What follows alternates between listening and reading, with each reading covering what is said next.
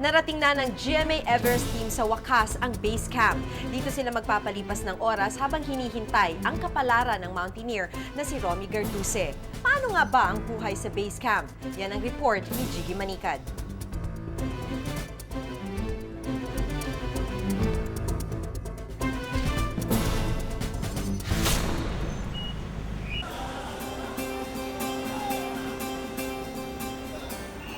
Gigi, isa lang muna natin.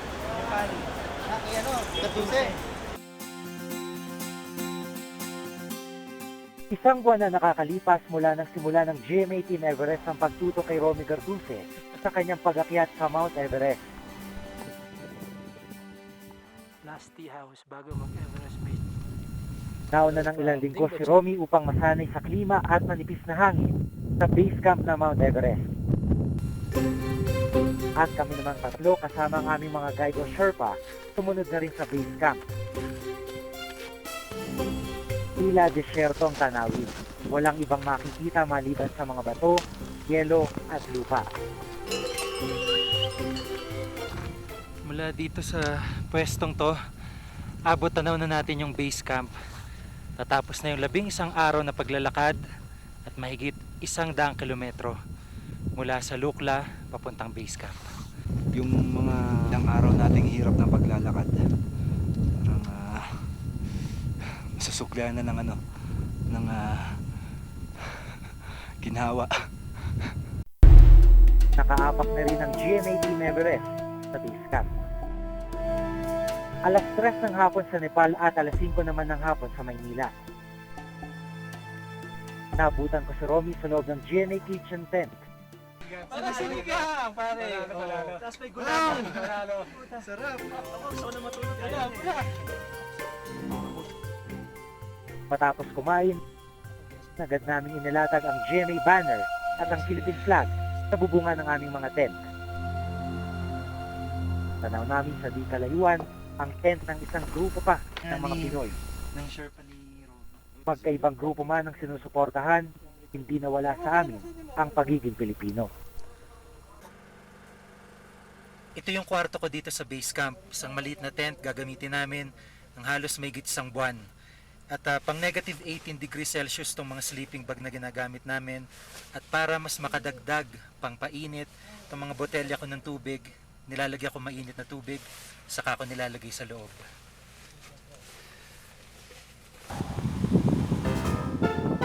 Kinabukasan, espesyal na pagkain Pinoy ang almusal namin. Danggit! Yes! Finally! Inalam namin mga bagong dating ang mga patakaran sa base camp. Yung toilet dito sa base camp, diretso na. Pagpasok mo, may drum sa loob, tapos doon ka sa mga bato po pwesto. Ilalayo naman mula sa base camp ang mga drum na asul na ito. Ito ang mga galing sa banyo.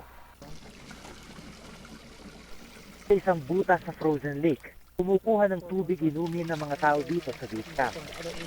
Para sa taong ito, ang frozen lake na ito ang kanilang supply ng tubig. Pero hindi raw ito parating ganoon dahil maaaring sa susunod na taon, ito'y matunaw na at umagos pababa kaya posibleng mas mababa ng supply nila ng tubig. Diba? Sila Romy naman, nagsimula ng maganda at magimpake. Bukas na kasi ang punta niya sa Camp 3 ng Mount Everest. Itong blue plastic bag ang isa sa pinakamahalagang dala ni Romy dahil marami dito puro Pinoy food. Kahit na marami na silang naakyat na pagkain sa Camp 3, talagang hindi pa rin niya pinatawad itong mga pagkain Pinoy. Layunin ng pag-akyat ni Romy bukas na masanay siya sa manipis na hangin sa mas mataas na bahagi ng Mount Everest. Acclimatization kung tawagin. At tutungo lang siya sa tuktok kapag gumanda na ang panahon. Sa araw na ito, patungo siya sa Camp 3. Pagdating niya doon, ay magpapadala siya ng mga litrato at video. Kukunin mo siya sa gitna. Dito. Yung sa second Inaral niyang mabuti ang gagamiting maliit na satellite. Problema, walang Sa helicopter. pagsikat ng araw, di na nag-aksaya pa ng oras si Romy at ang dalawa niyang makakasamang Sherpa. Eksakto alas 6 ng umaga sila umalis ng base camp. 6 na araw pa bago muli sila makabalik dito sa base camp. Isang tent clinic ang itinayo dito mismo sa base camp para tumulong sa mga mountaineers.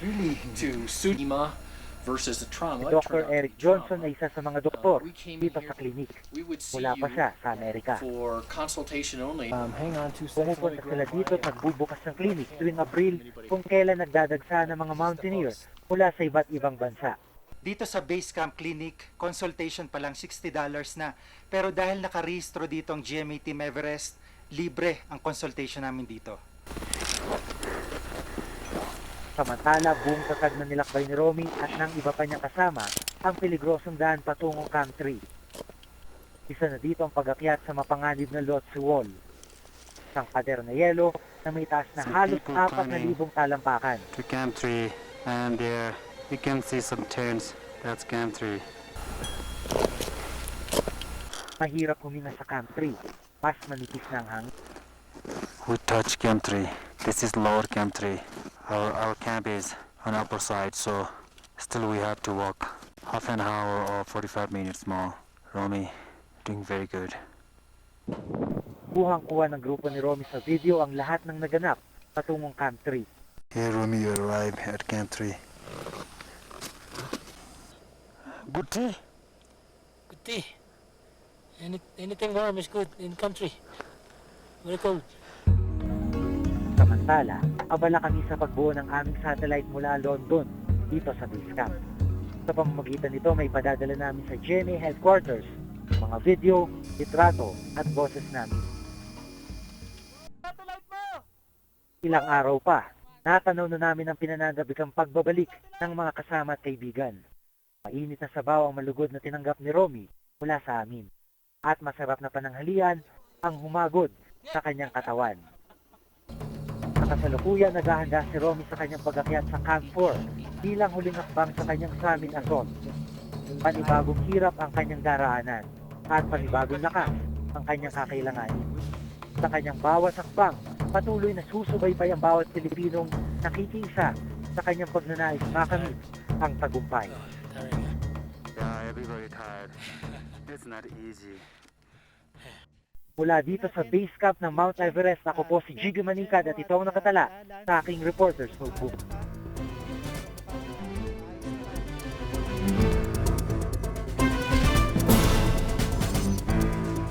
Kung may nais kayong ipasiyasat na issue o balita, maaari kayong tumawag sa amin sa numerong 928-7021 local 1424. Maaari rin kayong mag-email sa reportersnotebook@gmanetwork.com.